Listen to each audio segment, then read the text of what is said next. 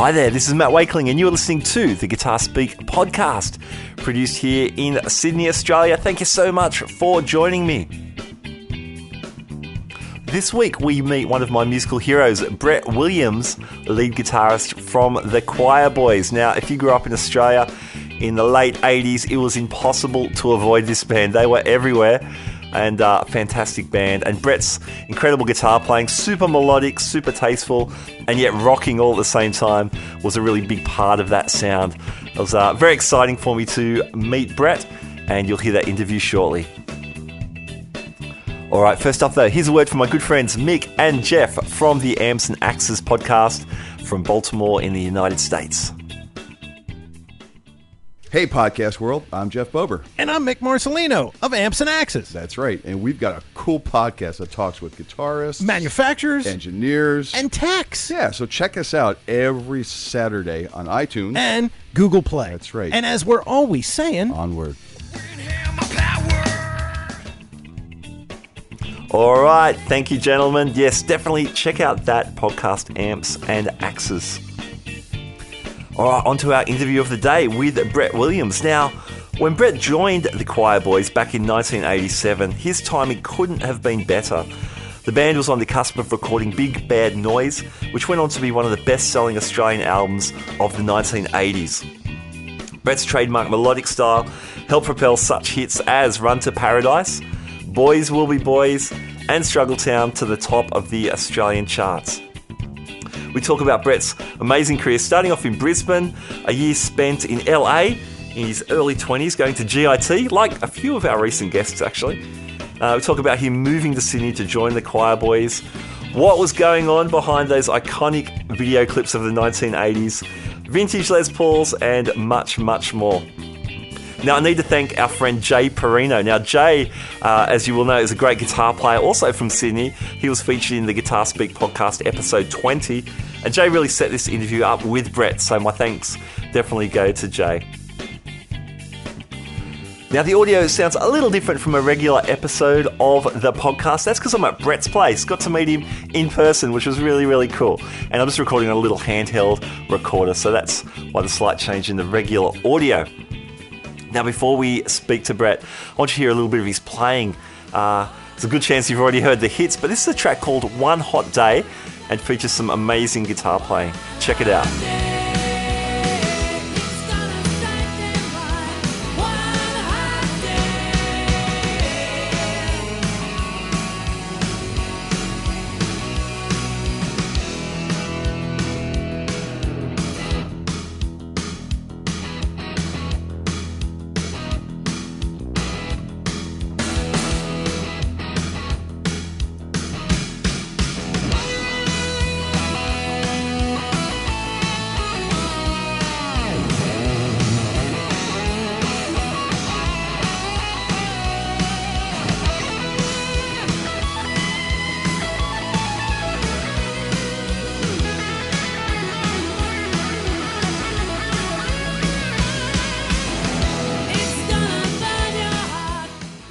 Brett Williams, welcome to the Guitar Speak podcast. Thank you for having me. Great to have you. Now, so much to talk about, and you're up to lots of really great stuff now in your career, but where'd you start out? Where'd you grow up? Let's start there. Okay, I grew up in Brisbane. Yeah. I was on the Gold Coast for the first couple of years, but then, grew up in Brisbane. My dad was a doctor, and so we moved about a bit. We went and lived in England for a year. Mm-hmm. So we were in England in '68, which was when music was really happening. It was great. But I was a bit young. But we looked through all their old... Dad made a big album in some of those wallpaper sample books. Oh, yeah. He drew maps and put postcards and, said we went here and showed all the trips and everything. And I didn't realise, but he and Mum used to go up to London every weekend, or just about every weekend, and they'd see all these shows, amazing shows like, they saw the Seekers in 1968 in London, and they went to, Funny Girl play, saw Rudolph Nureyev, all this sort of, fantastic stuff that you wouldn't have done here. But anyway, but I think being over there at that time was quite good for me musically. But yeah, my cousins had acoustic guitars, and I thought they were great. And they played acoustic guitar, but they had a Black Sabbath album. So I loved Black Sabbath from then, and I got a guitar the next Christmas on my 12th. I was 12 at the time, and that's when I started. Great. And what kind of stuff were you playing? Like, were you taking lessons, or how'd you get started? I obviously played a broomstick a bit in the mirror. That was my first tuition. Yes. for my stage presence. Yeah, good. I think we all did that. Yeah. Or a tennis racket. Yeah, all that stuff. It was good. Bit embarrassing, but yeah, I tried to learn stuff, listen to records and learn stuff that way. But I did have a teacher who he used to teach me like Rolling Stones licks and stuff like that. It was a bit different, you know. It was like I was going to this guitar school, and he had to follow was it Mel Bay or something curriculum, which was like you know, ding ding ding ding ding ding, you know, sort of weird, sort of, you know, My Fair Lady and all sorts of weird things. But aside from that, he used to just pull out a little, you know, Mick Taylor lick, or he introduced me to Dwayne Allman. Wow, and cool. Stuff like that. So he's a really cool guy, and that sort of gave me some nice stuff to think about. But I never practiced enough to do it justice, unfortunately. So is this back in Brisbane? Yeah. Yeah. This is when I was probably about 13, 14. Okay, cool. And were you playing acoustic or an electric? No, I had a really crappy acoustic guitar to start with, and then I begged my dad to get me a guitar. And I always kicked myself because I really loved SGs, because my favourite album was Get Your Yayas Out, and he was holding an SG on the front of that. Okay, yeah. And Mick Taylor used to play one, and I loved the Stones. And so I went to the guitar store, and there was this gorgeous SG. I've never seen one like it. It was almost like a Les Paul but double cutaway. Okay. And it was gorgeous. And I remember it was $300. And so it was probably like a 60s model or something. And but it didn't come with an amp, so I said, no, I'll take that Coronet SG copy with the 15 watt amp. Yeah.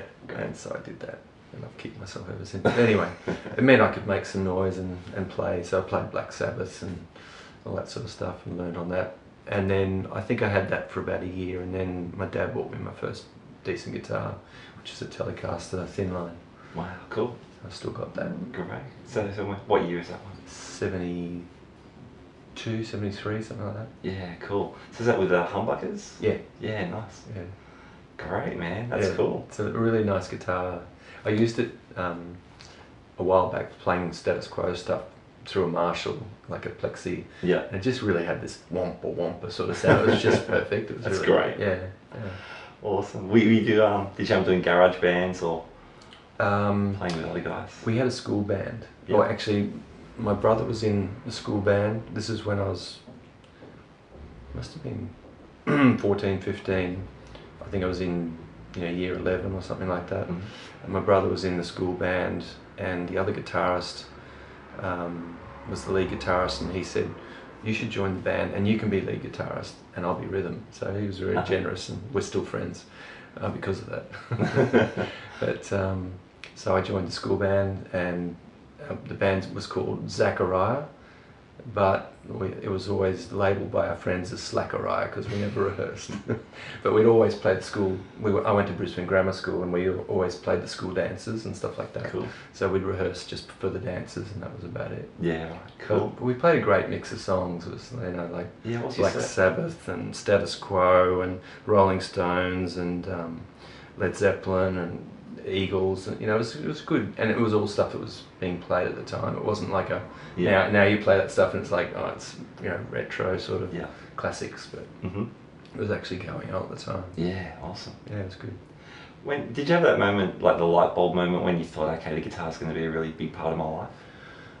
Yeah, the day I got it. Yeah. I knew from that moment that that's all I was going to do for the rest of my life, which it's great because none of my friends knew what they wanted to do. Mm-hmm. You know, even when they left school, you know, they went to uni or they didn't go to uni or whatever, but they never really knew at that age what they wanted to do. But I knew from 12 exactly what I wanted to do. So I always felt really blessed to have that. Yeah. Cool. And did that drive you to, like, your band was Slacker, right? But did that drive you to practice hard? Or Yeah, I practiced a lot. Back in those days, I used to practice. I could practice up to 8 hours a day for a long time. Uh-huh. But then, you know, as I got into those older teen years, you know, you get distracted. But Sure. I was playing in bands by then. Okay. So professionally? Yeah, I really wanted to study music and get to learn the theory of it and everything. It was important to me to understand it, because you know, like there's the creative side of you and then there's the logical side. I think I'd like to be more focused on the creative side, because then I'd probably be a better player, but I think I'm balanced, and so the logical side of me is really important to me as well. Mm-hmm. And so I wanted to understand what it was. Yeah. So I went to Queensland Uni, and I started doing science. I was doing a geology degree. Yeah. Because my dad was a doctor and he wanted me to be a doctor, and I said, I'm not going to be a doctor. And so he said, you can do science for a year and then you can swap over to medicine. So okay, I'll do that. So I did science for a year and then I swapped to arts because I wanted to do music. But I didn't know at the time they wouldn't let me do music in the first year of arts. So it was too long a wait for me. So I went to the conservatorium, did a year there. And while I was there, I saw stuff about GIT. And so I sent an audition tape, and my brother did too, and we got accepted, and we planned, and then went to LA, lived there for a year, and went to GIT. That's and great. BIT, yeah. Yeah, cool. So your brother's a bass player? Yeah. Nice. Now, when was this? What year? 1980. Oh, okay, wow. Yeah. So this is quite early on. Yeah, it was. Well, what was I about? I can't remember. I was early 20s. Okay. And it was a great time to be over there, because the school in the early days, after that, it changed to the Musicians Institute, and it was all shreddy guys, you know. Okay. In the mid 80s. Yeah. From then on, it was all, because I went back and visited when we were there recording with Choirboys, and I went to the school, and it was just like big long frizzy hair and, you know, weird shaped guitars with wang bars, and everyone would go. So, which is great, but it was a jazz school when it started. Yeah. And So Howard Roberts was the. That's right. Yeah. Was he there? Yeah, He must have been there when you were there. Yeah, he was there. He was more an admin. I think Joe DiOrio was the main sort of jazz guy, and Ron Eshtay, and Keith Wyatt was there doing. I think he was doing mostly blues. Yeah, he was the blues teacher. That's right. Because then Robin Ford came in and was a guest. Okay. He used to come in once every couple of weeks and Cool. do a guest thing.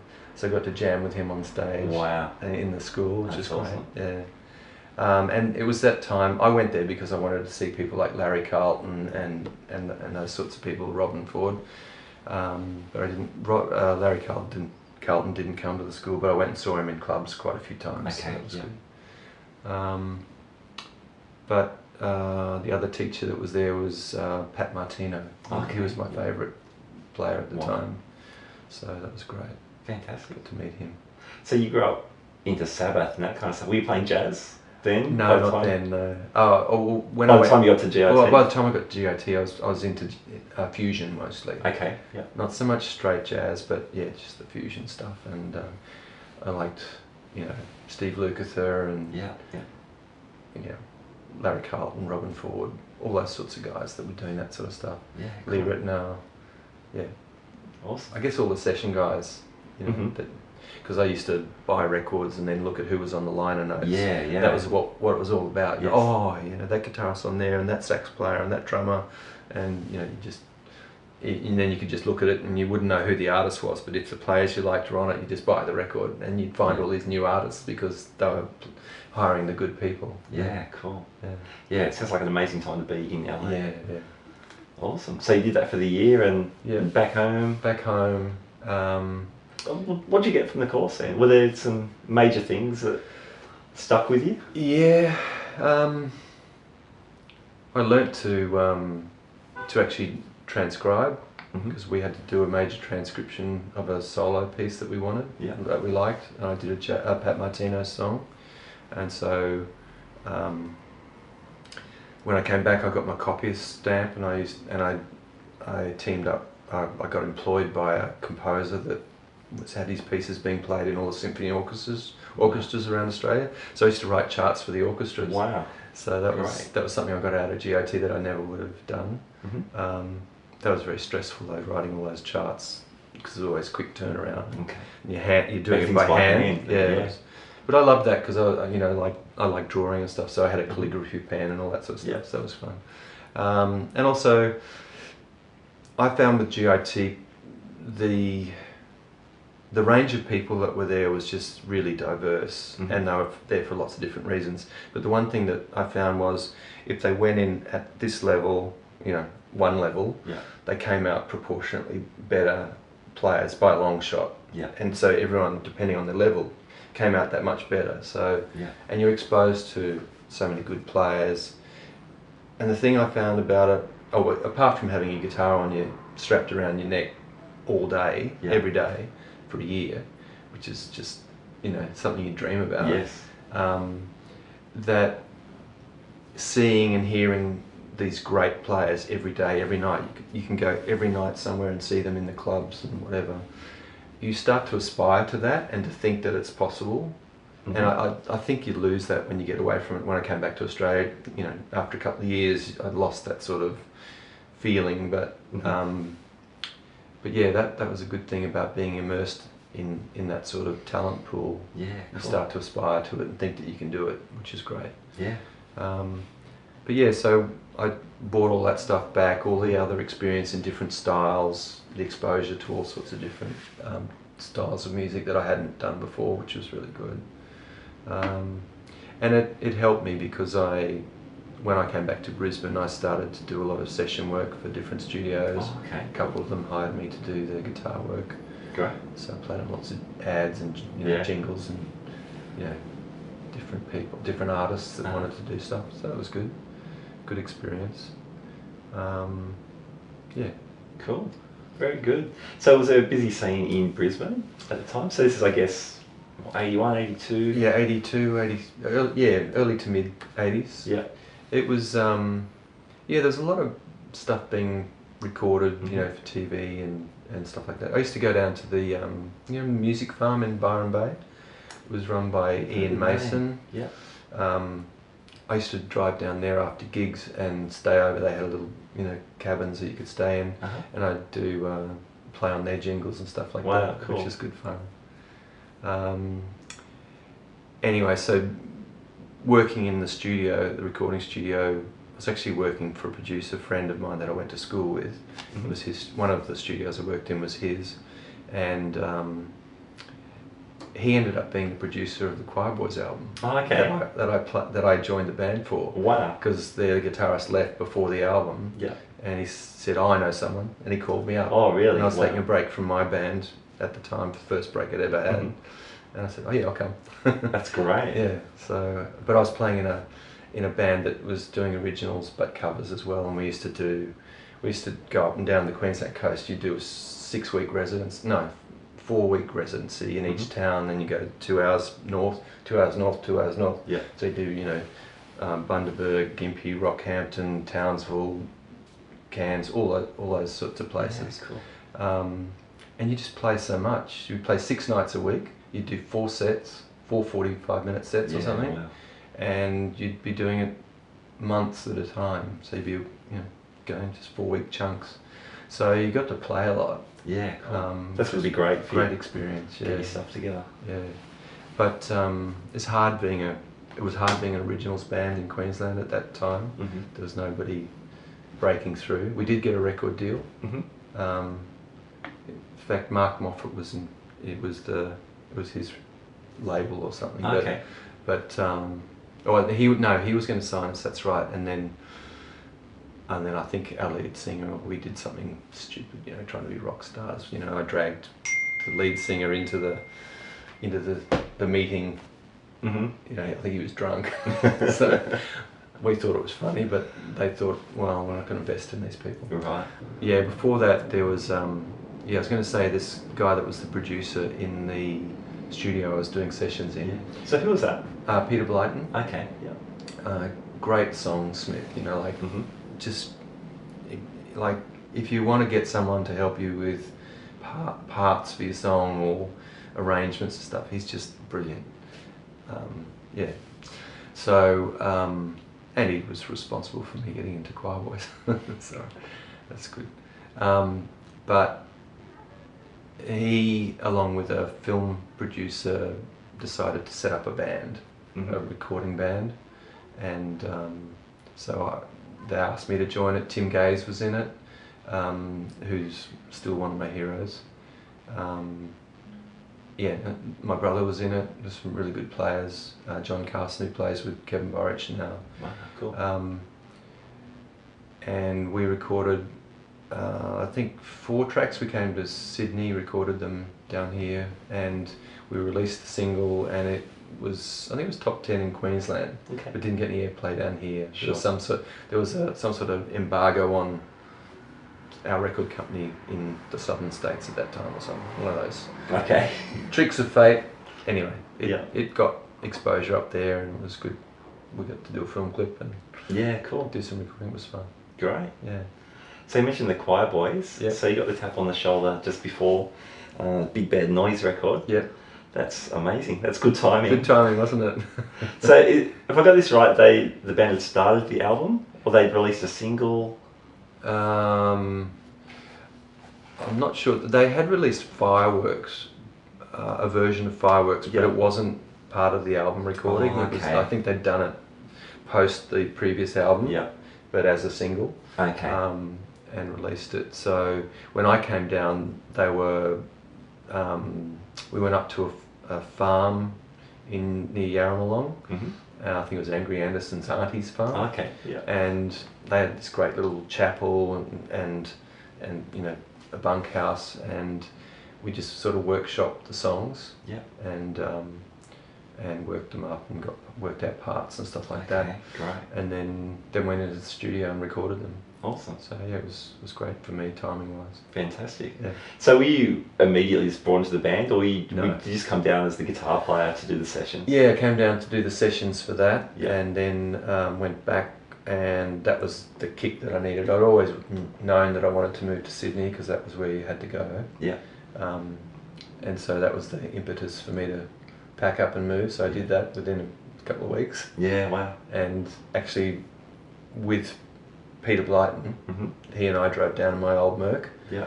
with my recording. I had a little recording studio, a 12-track machine Uh-huh. that took up the whole back seat, and stacked all my stuff in the boot and the back seat. And he and I drove to Sydney Wow. at about 160 kilometres per hour. It was weird. Back in those days, you could speed, and he told me at one point we were driving along, and he said a police car was coming the other way, and they were waving to us to stop, and I didn't see them, so I kept going. They never got us, but it was back in those days when you could do that. Oh, I was young and stupid, I suppose. Anyway, I moved to Sydney on my 30th birthday, and we moved into a place in Wilson's Point. I set up my recording gear, and was waiting sort of to see if the Choirboys thing panned out, because they were looking for a guitarist. Yeah. But I think they looked around Mm-hmm. as well to see who else might be around. Yeah. I think Steve Edmonds might have been interested. Oh, I okay. never knew that until Yeah. last week. And Oh, really? Mark told me. Yeah. Yeah. But they said they were looking for Sting, but they settled on me. Okay. But anyway, What's Sting going to do in the Choirboys? That's well, someone that had Sting's presence, right. and, Right. you know, Gotcha. looks, maybe. Yeah. So that was Wow. it. So tell me about the actual recording process for that record. Well, the record in the end took a long time to finish, because we did record. We recorded at EMI 301. Yeah. And it's funny, Ivor was recording. What was his big album from that era? Electric Blue. That sort of. Oh, okay. Yeah. Man Is it Man of Colours. Man of Colours, I think Yeah, it was. Yeah. So I used to sit out and talk to the guitarist in, Oh, cool. in the lounge that was between the things. But anyway, we recorded what we had of the album at that point with Peter Blyton, Yeah. and finished it all, and then I think the guys weren't happy with the mix, Okay. because Peter's production was great, I think, for helping us pull the songs together. Yeah. It was great for getting sounds and stuff like that, but when it came to the mix they weren't happy. So Okay. and then also the record company stepped in, because, well, I'm probably getting out of time here, but Run to Paradise was released, and I remember when it was released, it had been out for a few weeks, and it sort of came up the charts a little bit at the bottom of the top 40, and it started to go down. And we were sitting in the lounge room at our manager's place, and we're going, oh well, that was a nice effort, it's a shame about that. Yeah. And then just a couple of weeks later it just started to climb, and then just went ridiculous.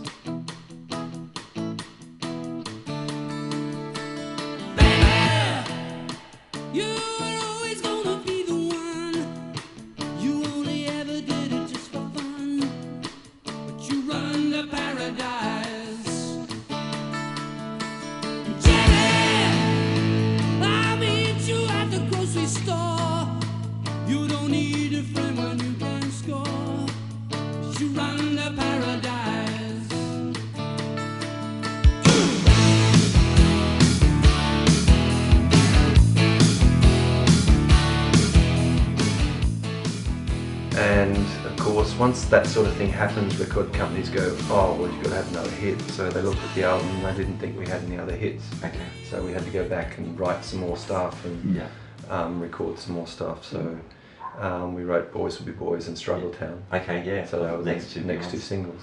Great. So I guess it worked in that regard. But yeah. so that meant the album was a long time coming out. Sure. And there were other sort of political stuff going on, which meant that the album was like a platinum single, and the album did go double platinum. But if we'd released it, with Run to Paradise, it would have been much better for it, I think. Sure. But anyway, it worked out okay. It worked out great. It's one of the biggest selling albums of the 80s by any Australian band. That's fantastic. Yeah, it was good fun. Cool. So what about the guitar part? So when you're on the farm, how much stuff had you worked out there to bring into the studio? Most of the rhythm stuff, because there's a lot of counterparts. Yeah. That's what I liked about Big Bad Noise, is there were two guitar parts that were separate. Yeah, it's really clear there's the two parts and that's really what I used to like doing when I was writing my stuff. Yeah. And it wasn't all me, there was stuff already written, there was stuff that Peter contributed to, and stuff that I put in, but it just overall, the whole texture of it was broader because of the the two parts. So that was worked out, a lot of it. We did do some of that in the studio, but then all the solos were pretty much done on that when we went to the studio. Okay. I either took the music home and worked on them at home, or I did that for all of them actually, but then I'd come in and we'd work it up, tried a few different takes. Sometimes just go, I like that bit from that one, I like that bit from that one, and just construct it basically that way. Sure. And then try and play it all. It's great. Man, the Run to Paradise solo is such an iconic solo. If you cover that song, you have to play the solo. I had a stint in the band. They booked me for a few just cover dates. That was on the set list, and I didn't really know the solo. And end of the gig, they're like, "Yeah, great gig. You got to learn that solo." Sorry, I've had people complain to me lots of times. not that it's a hard solo. It's just maybe it's different or something. Yeah, it's so. I think it's quite different. I mean, you're in a major key. A lot of Mark's hits are this major key thing. Seeing it as blazing blues licks over stuff. Yeah, really think about the changes. Yeah, that's actually what I found challenging, because, as I was saying, I was sort of into the fusiony sort of bluesy sort of groove feel sort of stuff sort of a bit like Michael Dolce's doing with his. Yeah. I couldn't play like him, but I was more into that style. Yeah. And so when I got into the Choirboys, it was a bit unnatural for me, even though I was like, you know, as Black Sabbath, Status Quo, Rolling Stones. It's all pop rock, but like you say, it's very major, the Choirboys stuff. Yeah. So I found it quite challenging. So for me, the way I got into the solos was to find melodies, and I'd find a melody, and then I'd play it, and then I'd answer it with something that I thought would go after that. Yeah. And then I guess I'd just use different parts of my technique that I'd worked up to make those answers somehow interesting to myself. Yeah, cool. So that's how I approached it, really. So Fantastic. usually phrases, you know, question and answer, or what, you know, one part leads to the next, but always trying to keep the melody in mind. Yeah, cool.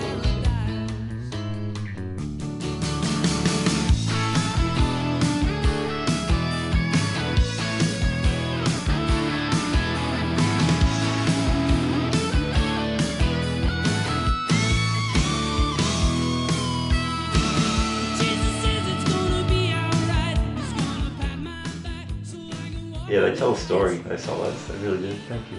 The Boys to Be Boys solo, that's great. There's there's kind of arpeggios, those descending arpeggio ideas. That's again, that's quite sophisticated over a sort of major key rock tune. Well, I just sort of did it at the time, but I've had, you know, it's been nice to have guitarists, you know, come up and say that they like what you just said, that it was a bit different for the time and for what was going on at the time, and it probably came from, you know, being a GIT and being exposed to those sorts of different players. Cool. That I wouldn't have otherwise. And I like those players like Steve Lukather and Jay Graydon and Larry Carlton, and they sort of do that sort of stuff. It's melodic, it's arpeggios, there's thematics, and so it's great. Cool.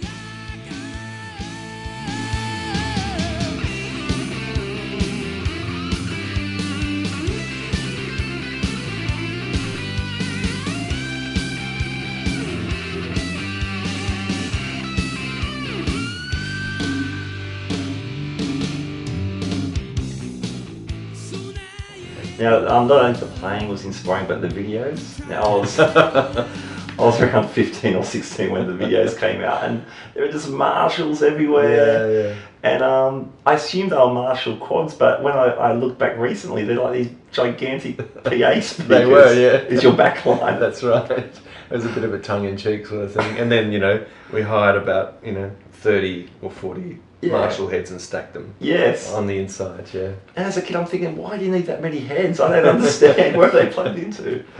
But it was awesome. And you had, you're playing Les Paul Customs in the clips. I think they were customs, were they?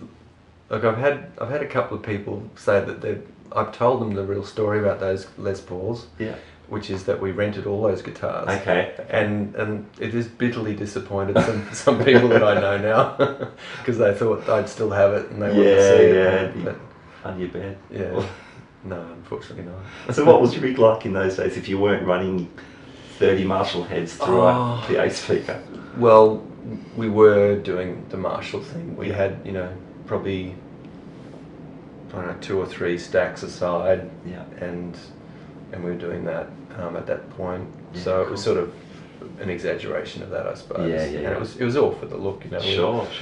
Like, we used to spend more time in the rehearsal room in front of a mirror practicing moves than we did practicing songs. We used to march most of the time. March and do all sorts of silly moves. So we spent a lot of time rehearsing that.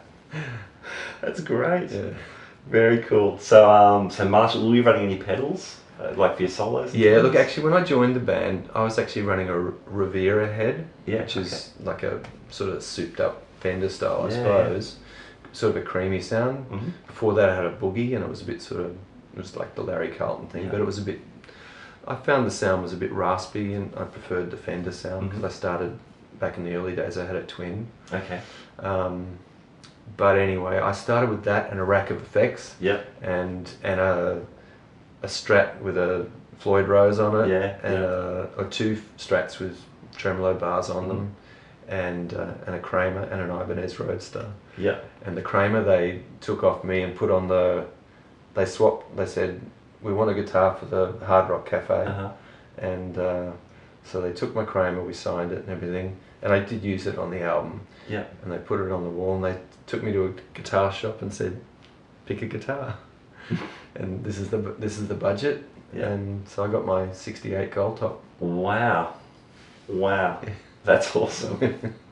Were you happy with that deal? I was pretty happy. And that was my start with Les Pauls, actually. Oh, okay, really? I mean, I'd played them before, but I'd never owned one. Okay, yep. So yeah. Wow. Very cool. That was cool. So sorry, I think I've gone off the story. What were we talking about? What were we talking about? Your rig sort of... Oh yeah, my rig. Yeah, that's right. around that era. Yeah, so it was the session thing, you know, like I had Yeah. the Revera head and I had a rack mount of effects and stuff Yeah. like that. And gradually it all got, they used to call my guitar the Pocket Fisherman. Uh-huh. Remember that Pocket Fisherman that was like a Oh, pocket yeah, knife yeah. on? It was like and they used to that- advertise it online and had everything. It's 6 like, inches long. yeah, it did everything. It's used to scale fish and it had a magnifying glass and Yes. probably had a fishing line in it or something. Anyway, so they used to call my guitars the Pocket Fisherman because they weren't Les Pauls or Strats Yeah, or something. sure. So anyway, so eventually I got to Les Pauls and Yeah. Marshalls, one pedal. Yeah. You know, that's where it ended up. Cool. Yeah. Very cool. So for the album, was that so Marshall's?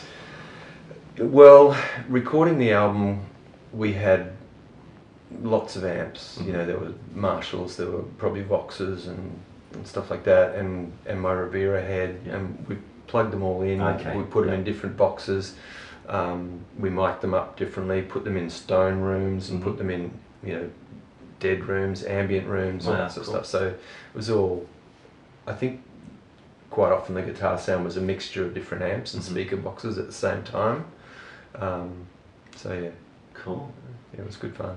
I think I've read one of your first tours when you joined the Choirboys was opening for Bon Jovi. Is that That's true? right, yeah, we did. Wow. That was cool. That's like, it's 87, Yeah, 80, yeah. it's like the Bon Yeah. Jovi at the pinnacle or on Yeah, their way. that's right, Oh, yeah, they were The really... slippery when yeah. wet kind of era. Yeah, that's right. Wow. Tell me about that. Oh, that was fun. That was, we learned, you learn stuff, you realise that all those high harmonies were in a sampler on the keyboard. Yeah. So they come to the chorus and they just hit the note and then play it all. And John Bon Jovi used to sit underneath the monitor's desk and watch us play. Okay. Yeah. Sometimes, yeah. Yeah, cool. And it was a big, I don't know, just it was a good experience. I mean, I'd supported big acts in Queensland with my other bands, Mhm.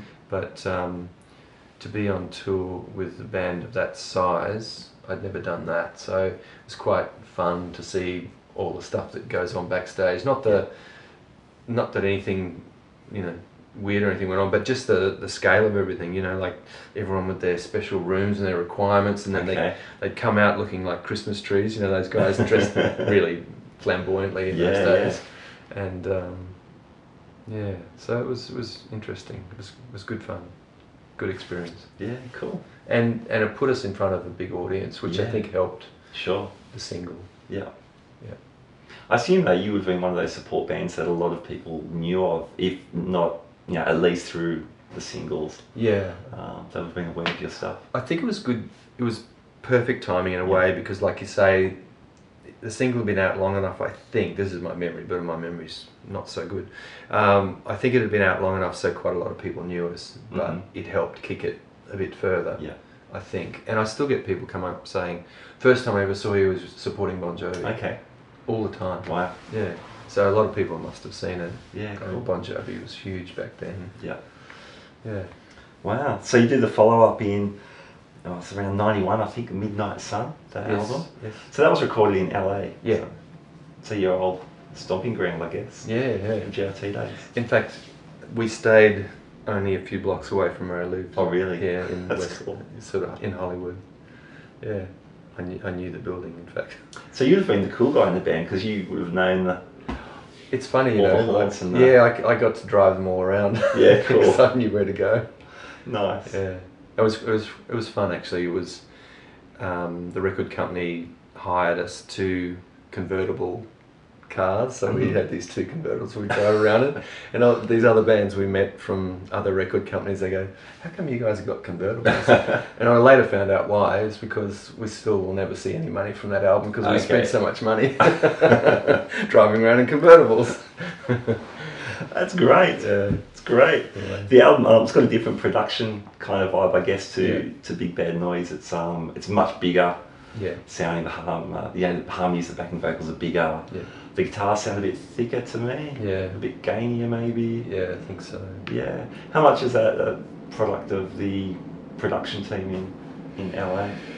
Well, yeah, I think it was probably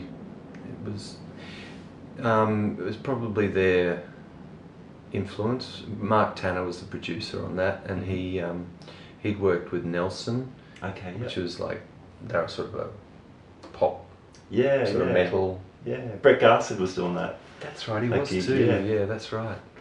And it was the time, the era of big guitars, and Yeah.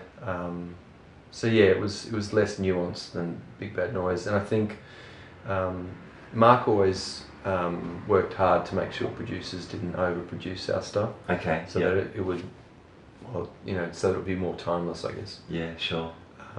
It's a double negative. No, it doesn't quite sit right there. But so it seemed I'm more with you, timeless. yeah.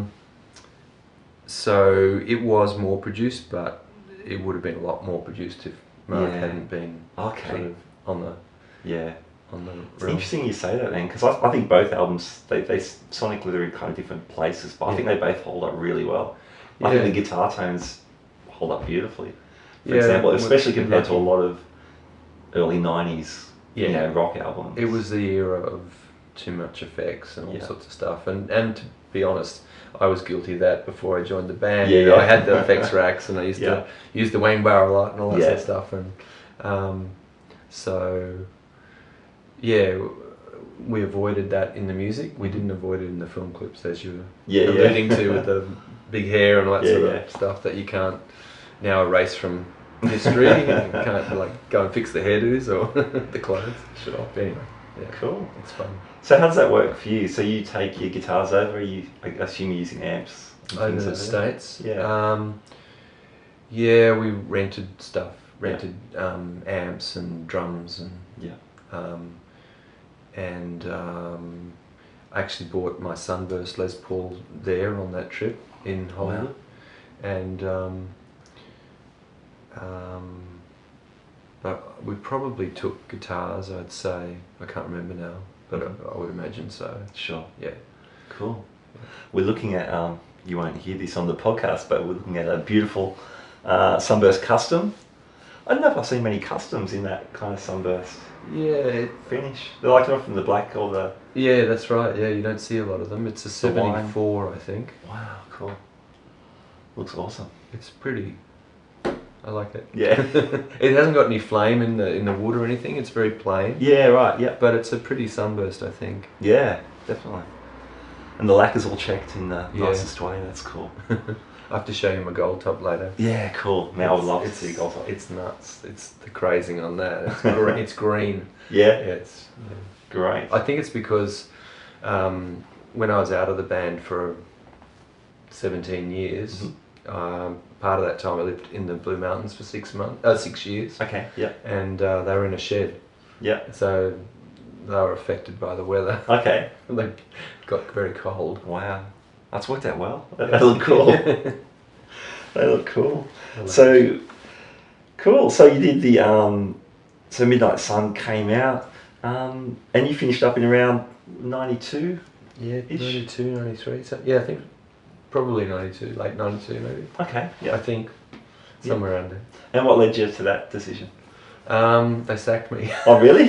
Yeah. How could they sack you? Well, things weren't going so well for the band. Sure. It was a bit of a struggle. There were a lot of sackings in those days, managers and stuff like that.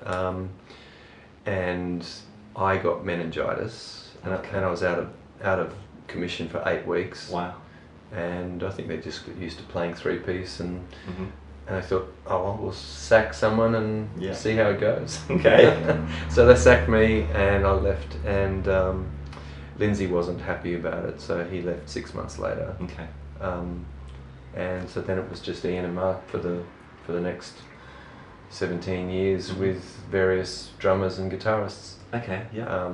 Because he eventually realised that he needed another guitarist. Yeah. Right. Yeah. And they had lots of good guitarists. They had Richard Lara, and they had Bob Spencer. Yeah, I saw. And Bob did that. quite a few people. Yeah. So yeah, that's why I left. But Sure. But then it was because of what was going on. You know, things weren't going well. Everyone was fighting about stuff, and I think Lindsay and I felt unhappy with the direction we were going, and we had no power to do anything about it. So it was all that sort of stuff that bands go through. That, you know, Yeah. we're all friends now. Yeah, that's great. I mean, early 90s too, that's a hard time for rock bands. Like the whole grunge thing comes in. That's right. Yeah. Like I think of the bands that were big in Australia, late 80s, so there was you guys, I mean, the Angels. Yeah. Yeah. That whole Aussie rock thing, you know, was huge. But Yeah. even all the way from Seattle, it seemed like it was wiping out a lot of that. Yeah. Yeah. That's true. That thing, and record companies, of course, were shying away from Yeah. that classic rock kind of sound. Yeah, exactly. Everything was changing. They were all, in fact, you know, it was that Stock Aitken and Waterman and all that sort of, you know, the pop music, the Kylies and all that sort of stuff, I suppose. But Kylie was there before. But there's one thing I remember is our record companies constantly bringing out these weird producers for us to work with. Okay. And we had, he's a great guy and probably a good producer, but not a rock producer. We had a guy named Mike Duffy, and he was from the Stock Aitken and Waterman team. Oh, really? Dance music, you know. Wow. And they brought him out because he was from Stock Aitken and Waterman. They wanted some hits, so they brought him out to produce us. It's like, yeah, it didn't work. Didn't work? Yeah, so we had a few of those sort of collaborations, but anyway, yeah, I did stay in the industry for a little bit longer, maybe for another 2 years. I joined the Lancaster Bombers with Alan Lancaster, and Steve Crofts was the other guitarist, and sadly he passed away this year. But we did a lot of gigs. Angry used to sing with the band, and John Swan sang one gig. Yeah, it was sort of like and we'd play as different things. We'd play as the Bombers one week, next week we were the Angry Anderson Band, the next week we were the Party Boys. So it was like this sort of floating, because Alan was part of the Party Boys' original thing and all that. So we did 2 or 3 tours over to Scandinavia and played there a bit, which was fun. And I just started to feel, I don't know, for some reason I felt I was too old to rock and roll. I don't know what I was probably in my early 40s or something. So I wasn't really too old to rock and roll, I just felt it. Sure.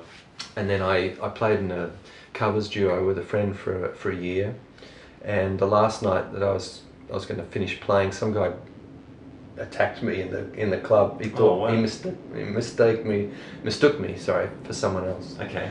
And he got me on the floor and started kicking my head in. Wow. So I thought, well, that's probably a good reason to give up for a bit. Yeah, right. But really the reason I got out of the industry was because I felt I was too old to rock and roll, and because I was a bit jaded about the industry, because when we were big and everything was going well, there were lots of people around. Yeah. Lots of people I thought were my friends. Then when we weren't big, they disappeared.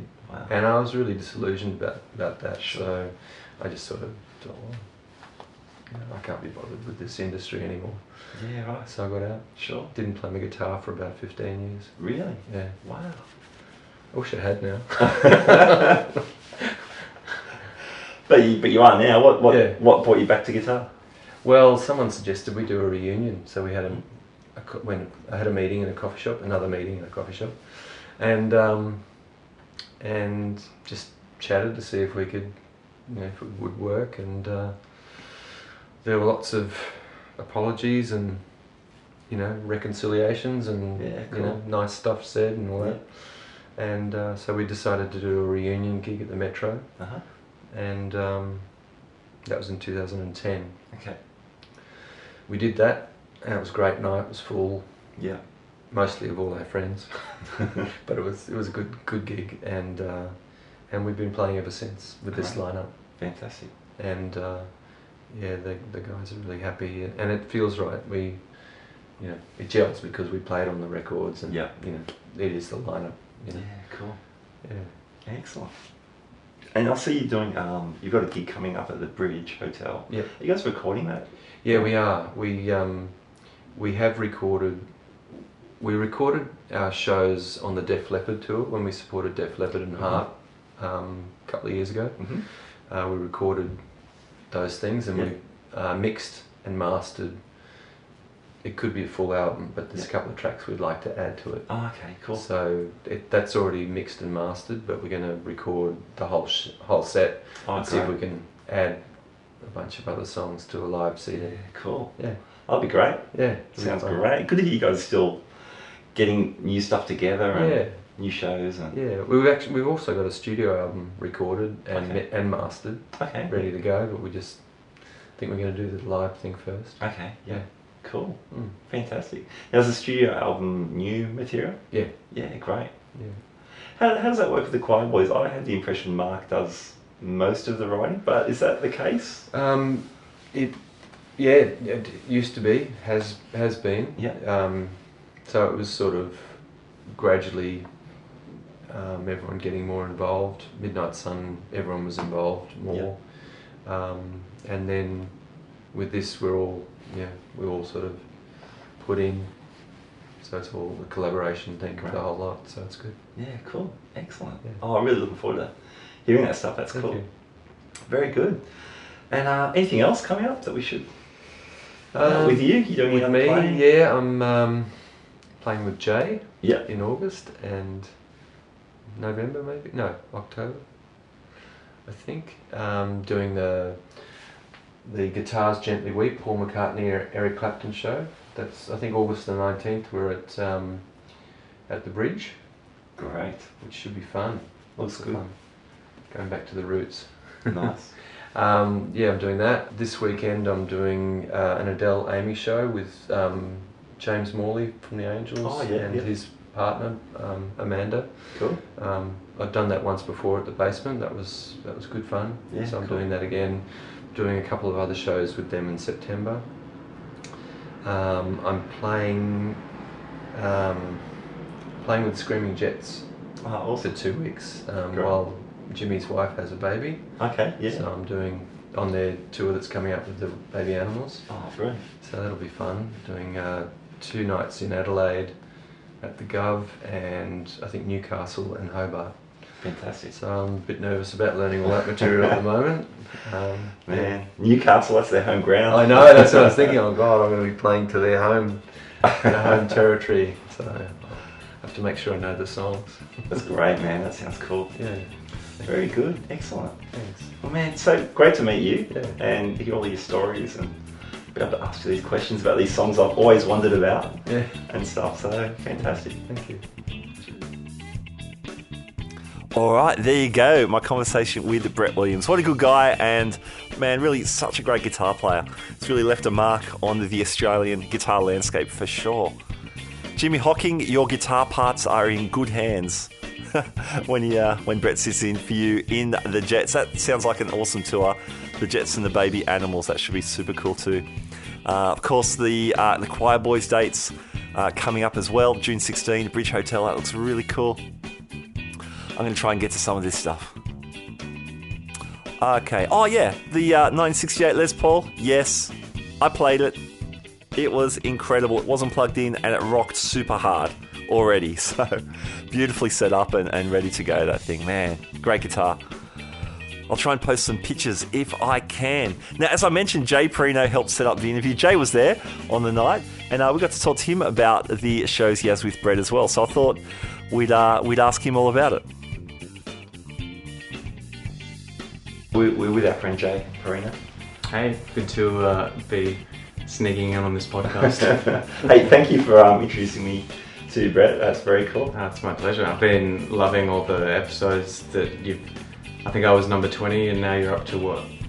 Almost 50. By the time this comes out, it'll be 50 something. Wow, okay. So yeah, I've been loving Brett Garsted and Joe Robinson. And yeah, it's been a really fun show to listen to. Cool.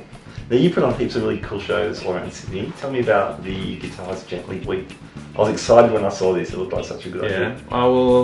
It was the idea of doing a tribute to two great guitar players or two great songwriters, and also like to be able to bring in special guests. So we're doing one with Chris Camzelis, and obviously doing one with Brett. Great.